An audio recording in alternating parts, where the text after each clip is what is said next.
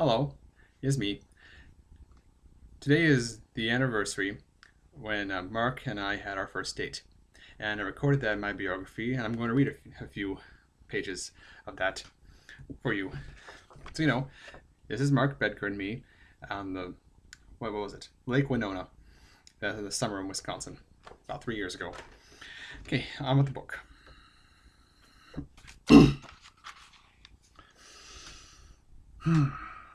Mark and I decided on going downtown and strolling on Michigan Avenue.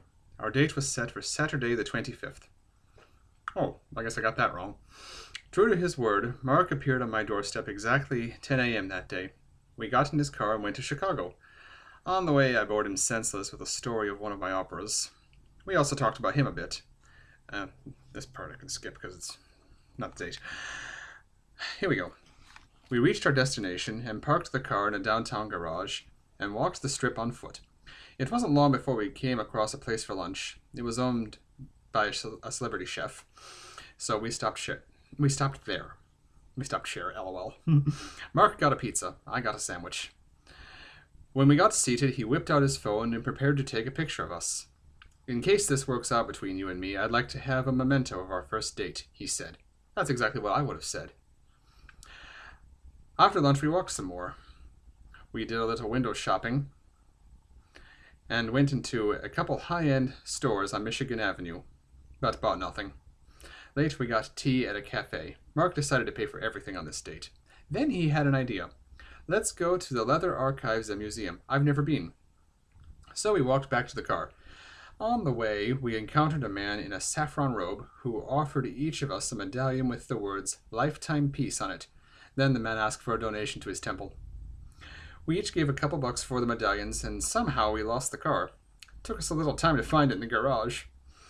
We drove as fast as we could cross the city to get to the museum, but when we arrived, they were closing in 10 minutes. There was no time to see the exhibits, so Mark just bought a fun t-shirt. By this time, it was late in the day. There's a Japanese place called Nori just a few blocks from here, Mark said. How about we go there and get some dinner?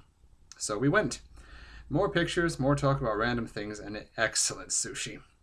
Mark checked us in at the restaurant on his Facebook with these affecting words: having the best day ever, and sushi. I was having a good time too. I was suddenly really glad I went back to him at Wolf's and talked some more. I didn't think of Greg but once that day, and only brushed the thought away to stay in the moment with this intriguing new friend. Following dinner, Mark and I went back to Touche. He wore his new shirt, which depicted a silhouette of a man in a sling. More pictures of us were taken. The guy loved his media. When nightfall came, we realized we had been on this date all day, and it was time to go home. We drove back to Rockford, and on the way, he stopped at an oasis for fast food. After placing his order, the clerk at the registrar observed Mark's new shirt, which he forgot he was still wearing, and said, "Did we have fun today?"